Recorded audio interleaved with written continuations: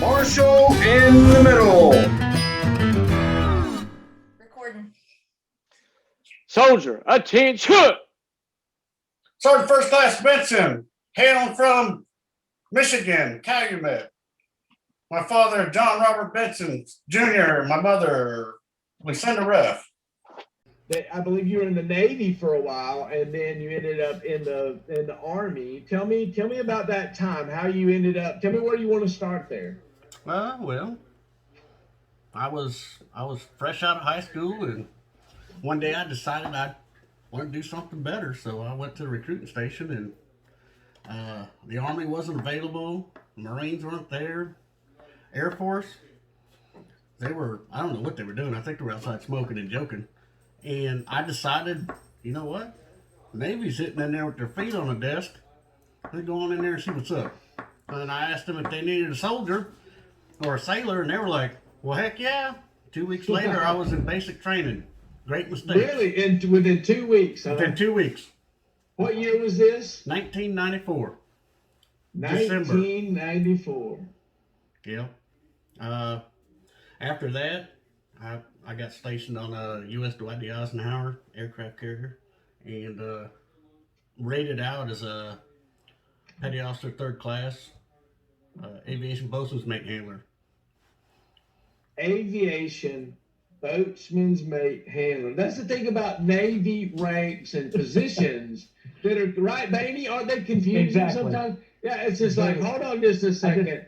What E is that? That's immediately I'm just like carry the 1, divide by pi. What? So what? Tell me what E grade was that? That was Spec 4, which is actually the beginning of the petty officer rank. So okay. I did that until 1997. I turned down an opportunity to probably go blue to gold. Okay. They wouldn't let me open the package on the way out, so I told them I didn't trust them. So I took my I took my chances and left. Right. Back in 2005, was it 2005? Yes. 2005. I was working in the elevator business. Lots of ups and downs, man. You're such a jokester. That's baby's job, man. Sorry. You're good. But anyways, good money, good job. I mean, I knew what I was doing. I was getting burnt out. That's all it was. I did a lot of traveling, and I thought by going in the military that I wouldn't have to travel as much. I'd be home more for my wife and my kids. And my goodness, was that a miscalculation? Hold on. Serious? You're like thinking that you can go in the military and be at home more. Absolutely. I had. Okay. That's interesting. That's interesting. Yeah. You know, I figured. You know, I was working 80 plus hours a week. I was going all over the United States. I was going out of country, and you know, I kind of got bored. I got burned out. It was like I was figuring out what was wrong with the stuff before I ever got to it, just by talking to the people. And one day I just walked in there. In fact, I didn't even let my family know. I just walked in the recruiting station. My wife, she kept walking, and I said, I'll be right up with you. And I went to the recruiting station and told them I was in the military prior, and they said, we'll take you. By gosh, I think it was 3 or 4 weeks later. No, it was faster. It was pretty quick. And that's not the real story. If you want the real story, I'll tell you. She says she got the real story. They always have the real story. Hey, all so right. let's hear it. Yeah, break it down. The real story is, at 30 years old, Joe had a midlife crisis. And my mom was down because it was Father's Day weekend. And I don't know what was going on in his mind, but we went to the mall and he was like, you know what? I'm going to go back in the military. And I was like, okay. I said, well, we already know the Navy won't take you. You're not going in the Air Force, and you are not going to the Marines. I said, so I guess you're going in the Army. And he was like, okay.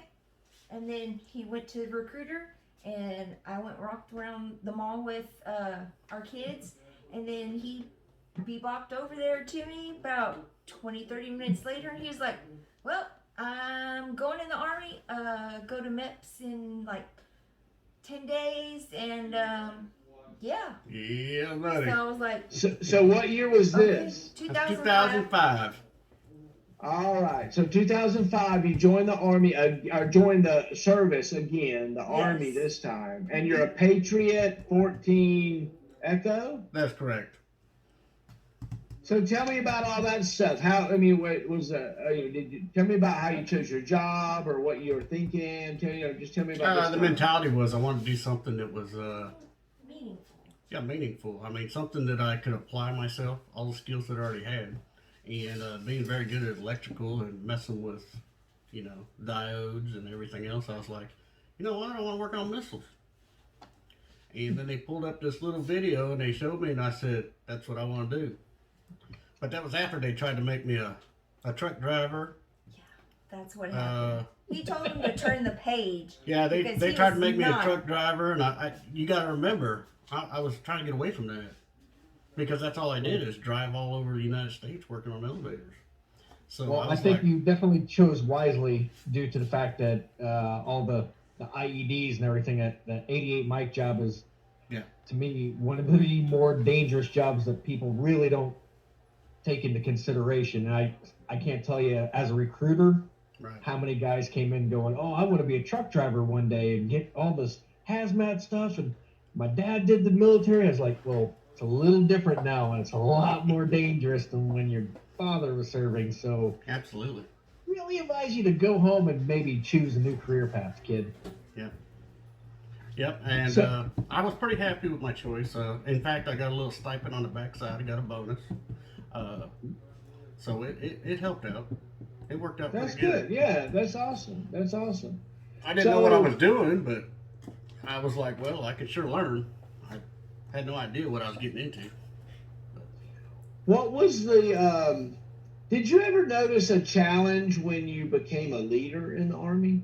Oh, absolutely. Oh man, when you've got to kind of push all your battle buddies aside, because now you're in a leadership position. That was pretty tough for me, because they weren't just my working buddies. They were buddies that I hung out with, when I wasn't working. So, to go from being their buddy to, no man, now I got to tell you what to do, and you're just gonna have to do it. It was tough. But you kind of pick your battles. Hey, would I do it? Yeah, I'd do it. So I'm gonna tell him to do it. Kind of like you wouldn't say something if you didn't want somebody to say it to you. So that's kind of the way I grew into that leadership, because I didn't know what leadership was. I just, hey, you're the guy that's now getting paid a little bit more money, and we're gonna tell you got to do this, this, and this, and then you have to tell them they got to do this, this, and this. So I just kind of picked it up. It's a lot like marriage, except you never ever get to win an argument. No, and you know what? I found over the last 20 plus years that it's easier to just say, you're right. You're right.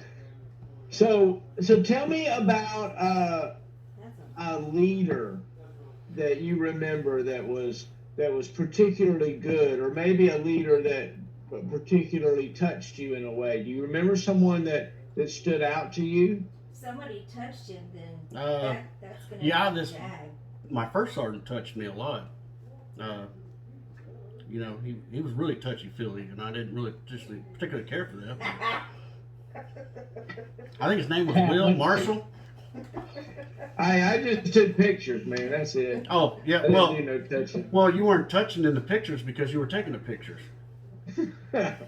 But no, you definitely were a great mentor to me, and I took that and I kind of used that as my developmental tool to get where I was at, to be successful. You were very fair. You did what you needed to do. You were tough, but fair. Definitely. And I wanted to carry that along throughout my career, my legacy, so to speak, using using your leadership and your mentorship. And it wasn't only on me, it was on everybody. You could see it just blossom. So, did you have someone that you put special attention to or put special care in? Because I'll be honest with you, I did put special attention in you. I did. And we'll make no bones about it. There were several soldiers I took under my wing. Even ones that I didn't really particularly care for. It was more of, it's my responsibility versus how I felt about them. And it made me a stronger leader in a sense. Yeah, there were several soldiers. There were several soldiers with issues that went anywhere from suicidal ideation all the way to alcohol abuse and, just being stupid. I don't know how else to say it. They weren't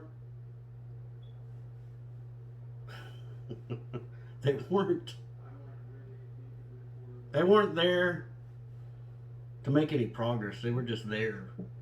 If you follow what I'm saying. I get it. I totally get it. And it was tough because then I had to figure out different ways to mentor those soldiers, and that's what made me a better leader. Is because there were several different ways to be a leader. There's definitely a lot of styles.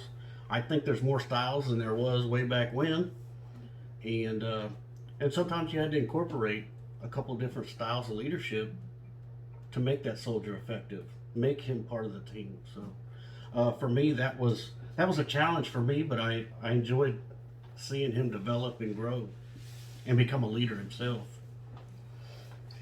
Tell me about a mistake you made.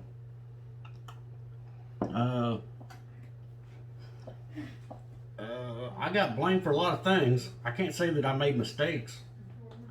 I did get blamed for a lot of stuff, and I think it was to cover up the fact that somebody else was trying to dump the heat on somebody so they didn't get hit with it. But mistakes, I think my biggest mistake would be that I spoke my mind. And sometimes I spoke my mind, and it wasn't out of context. It was just in the wrong place, around the wrong people. Right. And it wasn't that I got reprimanded for it. It was more of a, hey, we could have did this differently. So Not only did I make the mistake, I grew from it, realizing that, hey, there's a place and a time for everything.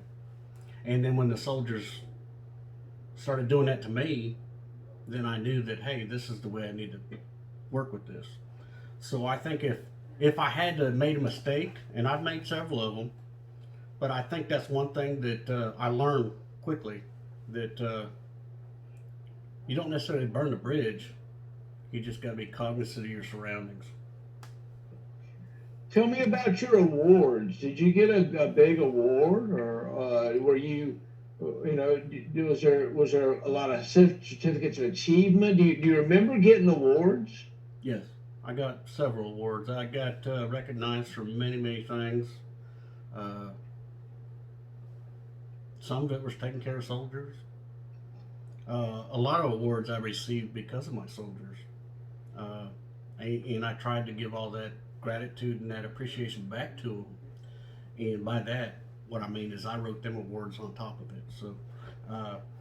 So I definitely did get my fair share of awards. I think I earned each and every one of them. With that being said, did I think the award system was a little jacked up? Yeah. There's people out there that really didn't do anything that got bronze stars, and I don't think that was warranted, but who am I? I was just a young NCO or a senior NCO or a soldier at that matter who was doing more work than the rest of them, and I'm watching these guys get all these fantastic awards, and I'm like, wow, I got an ARCOM, or I got a certificate of achievement, and I'm like, hey, you know what? Grin it and keep moving. Grin it and bear it. And I did, and I appreciated it afterwards because, it's nice to be able to look at the wall and say, man, I got all them awards. I was top dog. I remember when by gosh, I remember when I got my first award, Lieutenant Kolsky. I remember her. Yep. She walked up to me one day out in the middle of Tobin Wells and she wrote on my little flak vest. And she drew a little award on there in pen. She says, "You got an award." Man, I felt like the most special kid in the world, man. I was just a young soldier just coming out of basic training and AIT. And I was like, woo! I remember my first award. It was her. And when she finally gave me the real award, I was kind of speechless. Because I was like, well, I already got my award. You don't need to give me a piece of paper, But, no, it was cool. So were we the first unit you were in the Army, Bravo 552 ADA? Yes, sir. No way. I guess I didn't realize that. I thought in my mind that you had more experience. You were a specialist when you got to the unit, right? No. Oh, no? I was a PFC. And so who was the first sergeant when you got to the unit? Was it Heather Smith or Baggett or me? It was First Sergeant Marshall. No way. Wow. Yes, That's it was crazy. First Sergeant Marshall. I don't know where he is today, but man, he was an awesome dude. That's crazy. So so it's amazing the things that you remember. All those kind of things. Do you remember integrating into the unit? Do you remember that experience? Yes. Tell me about it. I remember that experience. I was a new guy, man. The FNG. And the best part was, I've been the new guy before. With the prior military experience, you kind of get an edge. You know what you can do, what you can't do, what you can get away with, what you can't get away with. Yeah, I was the new guy. I come in there as a PFC, and shortly thereafter I made specialist, and there were some people that were pretty butthurt. I like people I've worked around on a daily, and I didn't even know they were mad at me for a while. And I finally took them aside when I made specialist. I was like, what is going on, dude? What did I do something wrong? Yeah, man. How you making rank so fast? I was like, whoa, is that what this is about? I didn't know. And we're still good friends to this day. That's good. But once I explained to them, I'm prior service, and I've already got time in service, and I guess they just didn't understand that. Yeah, they didn't understand it. And I didn't understand it either, honestly. I just, I'm getting promoted again. Awesome, more money. Yeah. That's all I was thinking. More money, and then you hit the NCO, and it's like, hey, all right, more money. Oh man. Now they want me to be in charge of ComSec. They want me to do this. They want me to do that. Well, you can only get so much out of one guy. And what's everybody else doing? Yep. But it's a big learning thing. That's all it was. A big learning curve. And it was definitely a lot different from the Navy, in a sense that I gained responsibility really quick in the Navy. Not to say I didn't in the Army, but in the Navy, it was, I was cleaning toilets. I was doing this. I was mopping floors.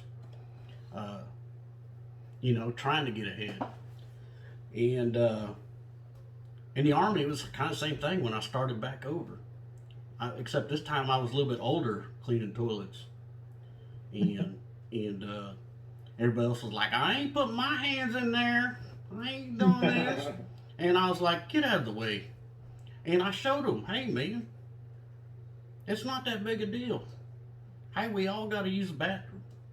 And it's got to be clean. So I went ahead and showed them how to do it. And then they proceeded to do it after that. So I kind of set a standard for them without even knowing I was setting standards. I didn't learn that until I became an NCO. But no, you just got to be a jet setter. That's what they meant by that by example stuff. Now I get it. All these years later. Was there ever a time when you got to be a hero, or you did something heroic maybe maybe I know you. Most people don't do things heroic; they find themselves in heroic situations. Anything like that? What do you mean, like helping somebody change a tire? I don't. I don't. Yeah, that could be. What is heroic? I mean, I didn't jump on a grenade. I would have. Right. Don't get me wrong. Right. I'd have dove on her, and it would have probably hurt for a minute. But heroic? No. Did I do my job to the best of my ability? Yes. Did I get recognized for that? Yes. They gave me more responsibility. I was proud. I was a proud soldier. I still am. I'm still proud of everything I did, and I wouldn't change anything. I was given some very serious responsibilities. I mean, you're sending a young E5 across a foreign country to gather ComSec to run back to the other side so they could run their equipment. You know, that's pretty. At the time, I didn't think it was a big deal, but now. Yep. You reflect back on it, you're like, wow, man, I could have got snatched at any time. I was that guy that couldn't go to the DMZ, you know. Oh, you're not allowed to go there. They're just going to grab you and take you.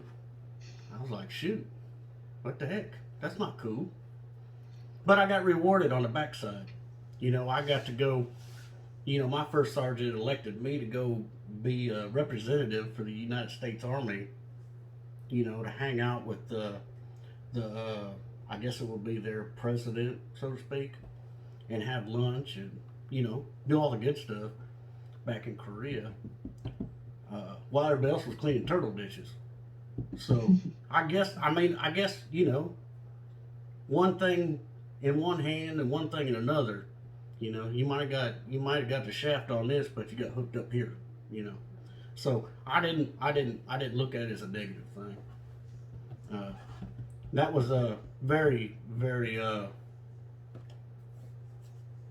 that was very important to me. I was proud to be selected to represent. So. Tell me about it. Tell me about a buddy of yours in the Army. Which ones? I got so many battle buddies. It's not even funny. Yeah. So tell me about one of them. Female battle buddy. She's now about to be a sergeant major. We were on the same glide path. She was my ears. If I had a complaint, I definitely went to her. But I didn't go to her first. She came to me, and she threw all her frustration at me, and I just opened my ears and listened. And then I told her this is what I would do. And that's how we became really close battle buddies. And we weren't even. She was a 14 Tango. She wasn't even an Echo.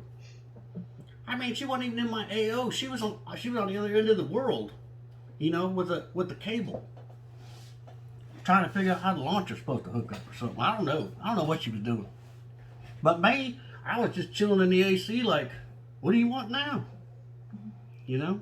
But we got really close, and you know, she didn't have some of the qualities that I had, some of the training and some of the schools, and we kind of patted each other and like, look, man, you want to get further on, you need to go to battle staff. And she's like, well, that's tough. I said, man, it can't be that tough. I went to HAS 12, you know, that's pretty tough. Right. You know, so we would compare our own paperwork, you know, and you need to get this school, you need to go to this school.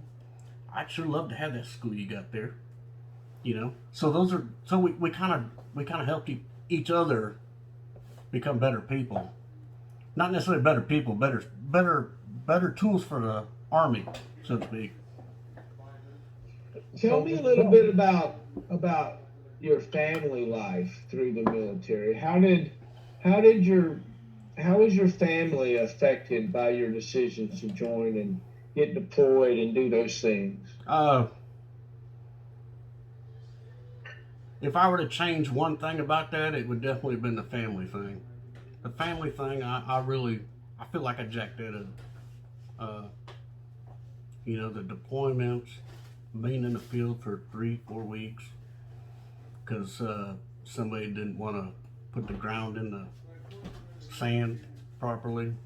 So we get stuck another week or two out there, you know, because we're one big team, right? Well, I wasn't the only one that was missing out on the family, but I'll tell you, I'm doing everything I can now to make up for it. I put my job first. I put my family last. You know, it's tough, and it's even tough to talk about. And it's even worse now because my children are 16 and 19, and they still talk about, you missed everything, Dad. Yep. My wife, she shoot, I think we were on the verge of divorce 4 or 5 times. Like seriously, like it was a screaming match over the phone from one country to another. So it was tough. It really was. But I'm so proud of my wife and my kids for sticking by my side, because I don't think I'd have stayed in the military as long as I did if they weren't there. Or I probably wouldn't have been as good as I was, or as good as I am. I shouldn't say was, because I'm still good. Yeah, but that was definitely one thing. If I could go back and make sure it doesn't happen to somebody else, like present day, I would do it. If I could figure out a way to make family first, it should be religion or who you believe in, family, and then country. And that's what they preach. They preach it. The military preaches it. However, that's not how it works. Right. And we all know that when you're sitting out in the parking lot on a Friday at 6:30, and the first sergeant comes out and says, everybody got to go do the motor pool, and there is no end date. You know, that's tough. Right. But for the most part, it's makeup now. It's time to try and get some of that. I can't get time back, but I can make what time we have now to the end as best as I can. So Need that DeLorean with the flux capacitor. I think that's what we're all looking for. Well, Amen. yes, that would be awesome. Just once. So Joe, you got some T-shirts there, right? Yes, sir. Where are they at? Grab some T-shirts and show them to us, and tell me just about the different T-shirts. Tell me about it. All right, this was Bravo Battery 3680A. So that's a training shirt. That's an AIT shirt, right? Yes, sir. Yep. Bravo okay. Bulldogs. Woo! All right, that shirt right there. That Was Fort Sill, Oklahoma. Worst duty station ever. I'm in agreement. I was an instructor at the school. I didn't realize that. Okay, I didn't realize that. I'm a certified instructor, 14 Echo 10. I trained several thousands of soldiers. I bet you did. I bet you were great at it, too. I was very good, but I actually was smarter than I was supposed to be. It took me a while to get certified because I was talking like level 30 stuff when I should be talking level 10. So I can see that. So it was hard for me to figure out that process. But once I figured it out, oh man, golden, baby. Golden. And the best part of that was when that soldier gets that light bulb that pops in his head and he goes, I got it. And you're going, you sure do. You're going to be good. That's great. And then you run into him in the force, and that's just amazing too. That's pretty awesome. That's awesome. That's awesome. So, all right, another shirt. Another shirt. I got this one right here. Tell me about it. This one is Bravo 2. Bravo battery. Hey, listen, they're all Bravo batteries right now. Just keep listening. Okay. All right. Bravo 243 ADA beast mode. Beast mode. It is the beast mode. Oh, I thought you was going to show us something else there for a minute. No, you can't see my butt. All right. Looks good, man. That's beast mode. Looks good. All right, that was my last unit. No, really? Tell me about it. Last unit. I was there probably about 2-3 years. Hold on. So when did you get back from Bahrain the first time? 20. It was my second deployment. 2012. So you went over in mid 2013 until. You guys were there 13, 14. 13, 14. Well, until 15 when he got out. 15 when I yeah, got so out. So about a year and a half. because I deployed with them and it came back. 14. In 13, 14 you deployed. Good times. Probably the worst battery I'd ever been in. That's no lie. That it was a rough unit. That I was in Alpha okay. 243 Yeah. right whenever I got out, and I think I med boarded about 6.5 to 7 months before you started, Benson. Yeah. So it was probably one of the roughest units. I had a shore red first sergeant. I had a greenie weenie commander.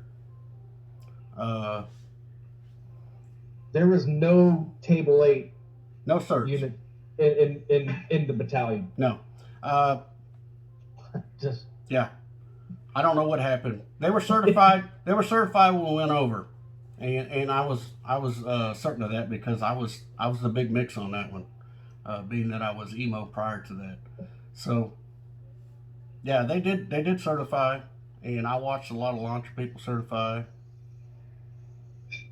it was a weird unit. I've never been a part of anything like it. It was the unity wasn't there. There was no continuity. There was no responsibility.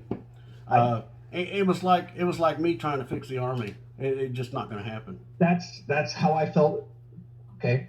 So let me ask you this, Sergeant Benson. Tell me what made a good unit. What makes a good unit? Cohesion, definitely. Everybody's got to be for everybody. Everybody's got to look out for everybody. Hey, if somebody needs something, you're not drawing a line and saying, well, you're not part of the Echo, so we're not going to do that. No, if you need a fire extinguisher, we're going to give it to you. You need ground rods, we're going to give it to you. And if we don't have ground rods, we're going to go find them for you, because we want to be the best. We're not shortchanging our buddies, so we have to redo this, you know. Whereas 2015 was rough, man. It's a 10-year mark right there from when I started. So comparing my first 1 to 2 years versus my last 1 to 2 years, oh man, it was atrocious. It was like we were going way back instead of forward. Yep. But unity, cohesion, the pride. There was no pride. There was no camaraderie. There was no, it was everybody for themselves. It was tough. But for a good unit to be successful, they got to be confident. They got to have the right people in the right places. If it didn't work out that way, they need to be moved around. You've got to put your people in the right place. And you got to have that leadership that holds them accountable. When it's time to play, you got to be accountable. And there was a lot of, well, that's not my job. It's not my job. And that's where I was going when I was talking to Baney about this last unit. There was a lot of pointing fingers, and hey, that's not my concern. Whereas to be successful, it had to be, let's put it all on the table and let's see how we can fix this. And that's I remember a few times going over and talking with Sergeant Benson. Was like, hey, I got. I remember. I got this Echo over here. She's sharp, and there's nobody who's training her. I got nothing, and he was the only guy out of the whole battalion I knew I could go to. Yeah. Or other times, how he kind of mentioned ground rods. We're getting ready to go try to table 8, and I go over to the, I'm the launching platoon sergeant, and I go over to the RSOP. They have 6 ground rods for the whole freaking battery. 6. And we got, and you go to another unit and they've got like 500, but they're not going to give them up. I just don't. So tell me about things that might be important to you. You got a type of music or certain songs that are do you remember about your military service? And when you think of your military, do you think of a song at all? Think of a time when there was an album or a particular anything that maybe music wise? No, my genre is it's pretty open. I mean, I like a lot of music. I go anywhere from country to bluegrass to old rock, old heavy metal. I kind of dig it all. And there are some catchy jingles that I'll listen to on today's music, but might not understand exactly what they're saying. But it's okay because it's just the rhythm. So if you were gonna tune into a particular radio station, which one would it be? You know what? Maybe not the numbers, but it'd be a classic rock. Classic rock, maybe some country. I get burnt out listening to classic rock, so I'll flip it over to the country, and I'll try and find the old country, like Brooks and Dunn. Yeah, 80s country. 80s, early 90s. Yeah. See, I got excited the other day. I heard that Big and Rich was coming back on tour, but then I just found out it was just Oprah. Oprah? Did you say okra or Oprah? I like okra. So Benson, tell me about spirituality. Tell me about what you think about those kinds of things. Spirituality. Do I believe there is a God? Yes. Could I tell you it's an alien? Maybe. Could I tell you it's another person or a figment of somebody's imagination? Maybe. Do I think there's afterlife? Yes. Do I go to church? Not regularly, but I do go to church. Do I believe that the things that were bad that happened while I was deployed had something to do with that? Yes. What I mean by that is God put us here to make mistakes and learn from our mistakes. He's the only one who knows when it's time to go. It could be tomorrow, it could be next week, it could be 15 years from now. But when our job is done here on this earth, we will be glorified in His name. So, yes, I am a religious person. Amen. Is there anything that you can see on your bucket list that you want to accomplish? Oh gosh, I'm from what my wife says, I'm very well accomplished. I'm pretty handy. No, the bucket list, babe. Yeah, I know. See, it's something I want to accomplish. I got it. Being handy is not bucket list worthy. Well, yeah, Like, it is. do you want to go to the Taj Mahal? No. Do you want to go to the Maldives, no. Tahiti, Fiji, Bora Bora? No. If I didn't have to travel ever again, I wouldn't travel. And see, that's a lie because he told me that what we were going to do. I do love the road trip now. I will road trip anywhere. I got plenty of time to road trip. Yeah. However, we do Griswold it a lot.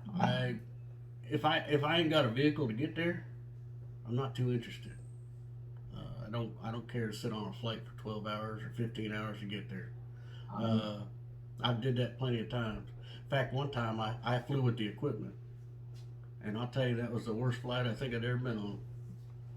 It was cold, miserable, and then they landed like 12 times and say you can't get off. What the hell? Then I had to butter up the darn Air Force just so they would let us. When we stopped in Germany, he let us. He actually got a vehicle and took us to the darn McDonald's so we could eat. Who's your celebrity crush? I really don't have one. Really? That's not a. I don't really have a crush. No.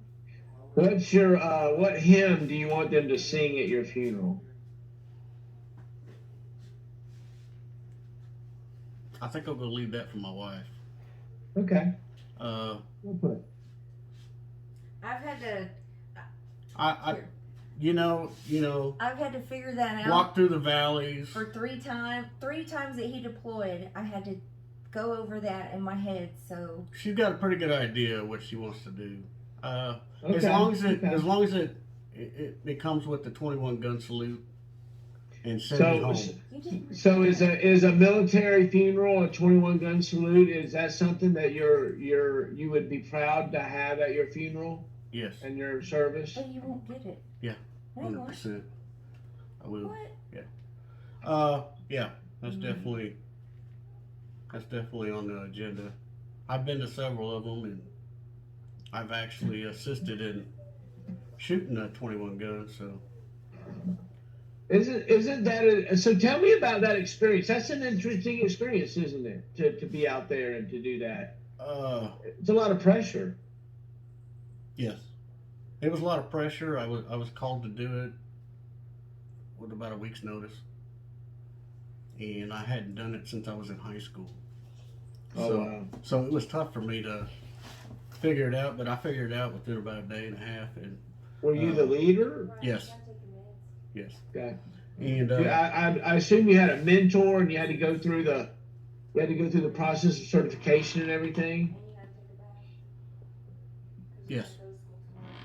Yes, but at that point in time, we were actually stateside, so it wasn't really a mentor. It was, hey, you're gonna do this, and I said okay. What's your so tell me about your duty stations, and then give me a 5-star to a 1-star rating. Your duty stations. Ooh, that was tough because do you compare all that to the units, or just the duty station? I don't know. You do You know, that's a tough Little bit one. of You all. know. Okay, so Yeah, however you want. first duty station, Fort Bliss, Texas. AIT sucked. AIT was a bomb. 712 hours of training, plus Pac 3 training, and we didn't even know what a Pac 3 was.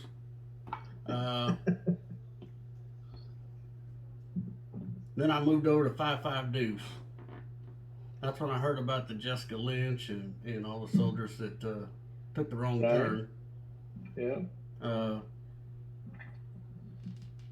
Was involved in that memorial presentation, which was really weird because I didn't know any of them. However, some of the people I was around did. So I didn't know how to feel there. Bravo Battery 552.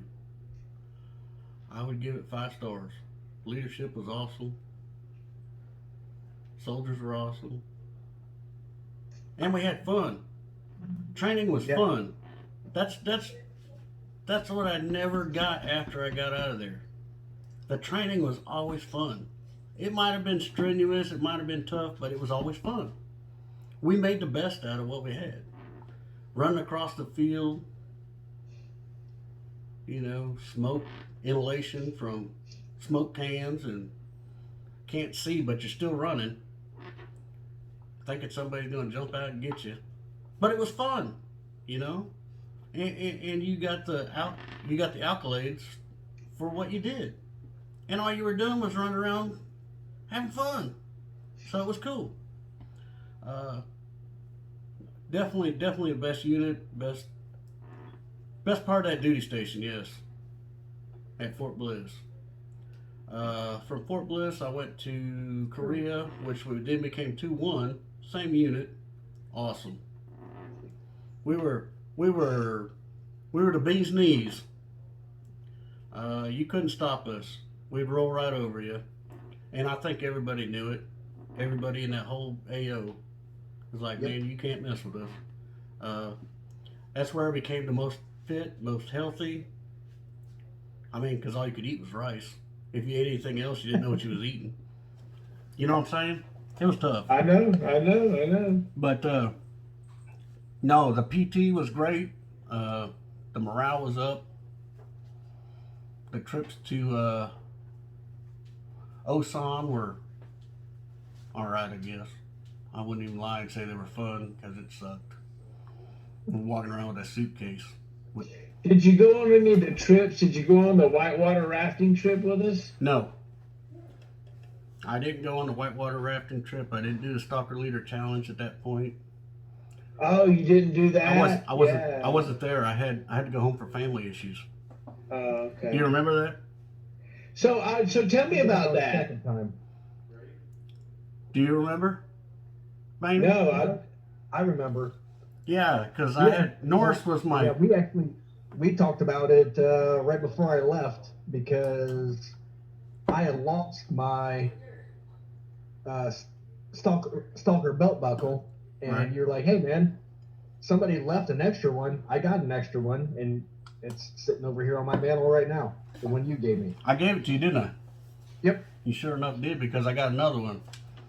I got the ugly shiny one. Ah. It looked like it had a billet workout. Yeah, I don't know who designed that one, but that one sucked. I like the one from Korea. Nah, it's all good. I still have that belt buckle. In fact, I wear it proudly. I just don't pull it up over my shirt because I blind everybody. That was a shiny one, man. Yeah. No, Korea was awesome. The opportunity I had when I was there, I was an honor grad out of what was it? BNOC? Is that it? No. Was it BNOC? PLDC? BNOC. Yeah. Which one was it? NCO school. In Korea? Yeah. PLDC. Yeah, it was PLDC at that point. Yeah, I was the honor grad. I walked out of there with so many accolades that I forgot about all the people I was going to punch in the face on the way out. That's how bad it was. It was so fun. So Yeah, I think I gained all my challenge coins there. Yeah. I got the majority of them right there. I think I had like 25. Met a lot of people. Good times, and it was fun training too. I think I was recognized because Bravo Battery was very serious about chemical training, and I memorized the test kit. You know, you're supposed to read the instructions on the back of it. Yeah. Dude, I blew this instructor away because I dropped that piece of paper. And I was telling the guy on the radio what I was doing. I didn't even have the paper. I had it memorized in my head. Exactly what to do. And he's like, dude, are you a chem guy? I was like, no, man, I'm 14 Echo. And he says, how did you do that? I said, man, we just had some of that training just before I came here. That was the same time that LT ran into somebody while we were in formation. That was that same day. What LT ran? Tell me about this. You don't remember? We were all standing. Hey, look. Tell me. Look, First Sergeant. We were all standing in formation, and the LT that was always late for everything. Captain Ruth, it was Lieutenant Kim. Captain Ruth was in his butt. Yes. Deep. Well, this guy decided he had to go get something, and he had one of them cars in Korea. So what's he do? He pulls out of the parking lot and hits a car. I mean, right behind the formation, and everybody wanted to turn around and look, but we just knew we couldn't do that because we were like standing at parade rest. And I was like, "What the heck is that?" I forgot about that. Do you remember it? Oh. You remember it now, don't you? Now. Holy shit, man. When they broke that formation, we were all standing there just laughing at them. Cops showed up, and oh, man, I remember. Hey, Commander was mad as hell. Oh, yes. Oh, I forgot all about that, Benson. Oh, my God, that was some good times. That's a good memory. Oh, yeah, that would definitely be a good joke. You never guessed that would ever happen. And it did, right in front of us. Well, I should say right behind us. Yeah. But no, yeah, there were some good times out there. Man, we rolled up into the Camp Jackson Correctional Facility. They closed the gate. They closed the gate right behind me. It's my first NCOS school. I didn't know what was going on. I just know, hey man, I got to run real fast for a PT test and just do what I got to do. I got to keep my nose clean, and I'll get through this. By gosh, man, they close that gate, and the guy comes up on there, and he says, all right, get your shit, get off my bus. He says, you were at Camp Jackson. And I said, damn, this feels like basic training again. I was like, man, they're going to run us into a cattle truck next?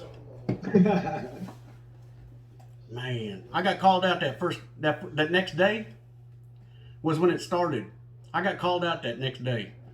There's a shiny head with shiny, good-looking man standing in the formation, bald head. Holy shit, man! They called me up there and said, "You're gonna be the first sergeant." I was like, "No!" Ah, shit! I was like, "All right, I'll do it. I don't care." Boy, that was fun times. Good training. Good fun. Amen. Anyways, back to where I was at. I got derailed there.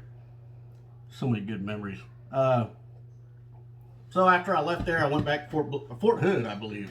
I think we got sent back to Fort Hood. Yeah. I went back to Fort Hood and I tied in with. I got linked up with 4-5 ADA.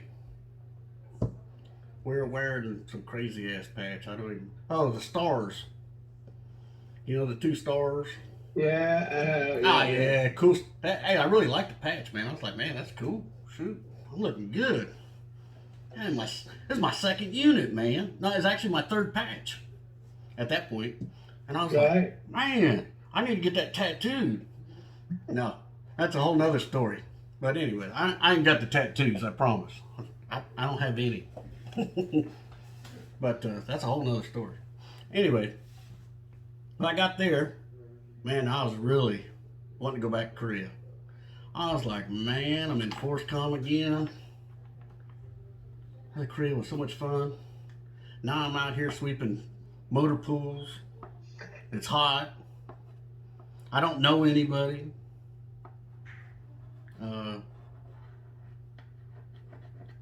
I had a lot of duty. Lots of duty, man. They put me on staff duty all the time. I do recollect I ran into the post commander. Actually, I didn't run into him. I was on duty while we were in 4-5. And that's what made me realize that I was doing my job. And this is how it went. I was out doing my checks. I was using my own POV. And my soldier, he said, he called me, my runner, he called me, he says, Sergeant Benson, you need to come back ASAP. I was like, what's going on? He says, post commander's here. He wants to talk to you. And I was like, dude, stop messing with me, man. Stop playing. I thought he was joking, really. Right. He says, no, man. He just walked through the building with a cigar and a dog. I was like, shut up. No, really. He's smoking in the building. I said, well, then go tell him to get out of the building.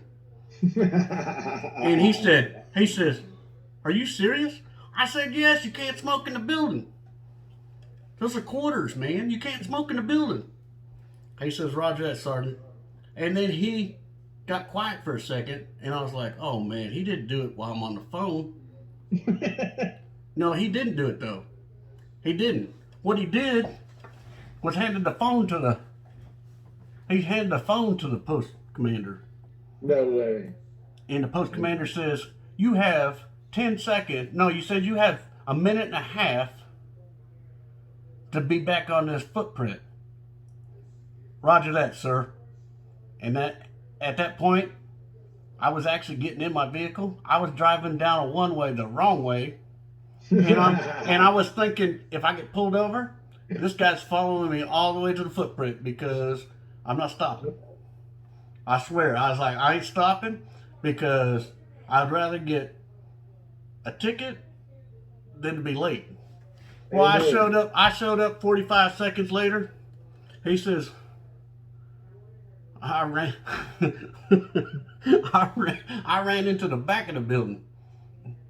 And I ran through the hallway and I was like, I smell smoke. I smell smoke. And he was standing right out the other side of the building, right through the thoroughfare. I ran right past the runner and I said, where's he at? He said he's standing outside the door waiting for you. Well, I ran out that door and popped tall. Sergeant Benson, as reported. I'm here as directed. He says, at ease, soldier. He says, what were you doing? Sir, I was doing my job. I was doing my checks. No, really, what were you doing, soldier? Sir, I was doing my checks at the motor pool. At ease. Yes, sir. I didn't go to at ease. I stood there at attention still. Right. And he commenced to start talking to me. He says, I just came through all your buildings. And I said, oh, shit. He said, I caught one soldier sleeping. He was an NCO. He says, I went through another building, and there were people running around all over the building, and nobody even addressed me. And I said, I didn't say anything. I didn't know what to say at that point. I was dumbfounded. And then I started thinking to myself, you know what? He puts his pants on just like I do. I respect his rank. I said, sir, I'll take care of it. He said, don't worry. I already took care of it. He says, you're responsible for his whole footprint now. I guess he got the brigade staff duty. Was goofing off. He nailed them all. He put me in charge of the whole footprint. And he says, and we talked for 45 minutes about communication, equipment, and task, condition, and purpose. And we had a really connecting conversation. And he says, you know what?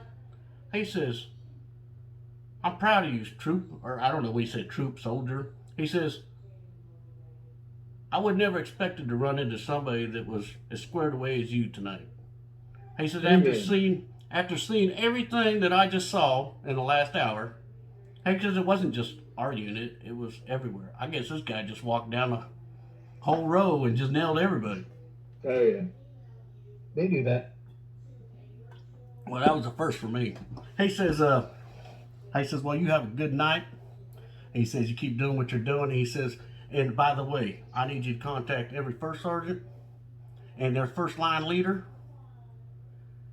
or tell them to contact their first line leaders, and they'll all be standing tall in my office on my red carpet Monday morning. It was a Sunday, Monday morning at 8 a.m. Ouch. And I said, roger that, sir. Well, lo and behold, I got a letter along with the rest of the whole base. And it was my 15 minutes of fame. I was the only one in the whole army that was doing the right thing at that point on that post. And I was like, holy shit. Needless to say, that was a good thing for me. That was great. So what it goes to, what I guess what I'm trying to get at here is, if you do the right thing when nobody's looking, you're always going to be okay. Amen. Yep. And I try to instill that in my children and pretty much everybody I run into. You know, it's taught me a lot, and I appreciate every lesson I've learned. And by gosh, if I could do it just a little bit different, I'd definitely involve the family a little bit more. You know, the battalion fun day just wasn't enough for her. It really wasn't a morale booster either. It wasn't. Right. But you do what you got to do, because you know what? You signed the dotted line. What were you going to say, Will?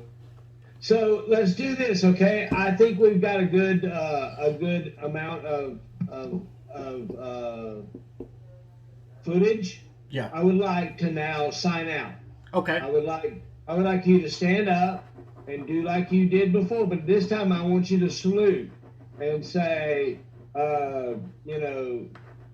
Sergeant Benson, and then you say, I don't know, whatever you want to say. While you're holding that salute, I want you to say, signing out or over and out or kiss my ass or I love my mama or, whatever. I don't know what it would be. Yeah, exactly. You know what I mean? This is a snippet that's going to be played one of these days. You're not going to be around to watch it, but I don't know what would signing out look like for Joe Benson. I get it. I don't know. That's all right, because you can cut it at any point here anyway. So. Yeah, exactly. I'm going to make it look pretty. All right, let's see if I can get it back. Is that good? Can you still see it? Yeah, we need to get you a bigger shirt, man. Me too. You sexy bastard. Hey, man, I ain't been to the gym in like 9 months, man. I just had neck surgery. Look. Oh, no way, dude. Yeah. I haven't been in the gym in like 9 months. I used to be bulky. Anyways.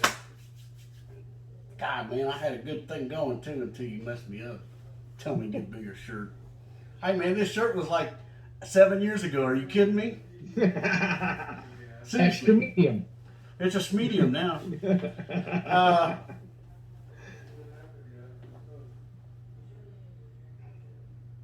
So here's what I want to hear. Okay, I want to start this. I'll call you to attention. I want you to salute and say, lock, cock, ready to rock, First Sergeant. Okay. All right. Soldier, attention! Lock, cock, ready to rock, First Sergeant! Oh my gosh, that brings back memories, man. That's cool. That is, yeah. So now I don't know. Say Sergeant Benson signing out or Sergeant Ben. I don't know. I just don't know. Give me a hand salute with it, though. Sergeant Benson, signing out. Oh my God, I love it. That's crazy, man. Simple enough. And good salute too there, Benson. That was very good. Thanks. Very good. Thanks. Very crisp, man. That was awesome. All right, so hey,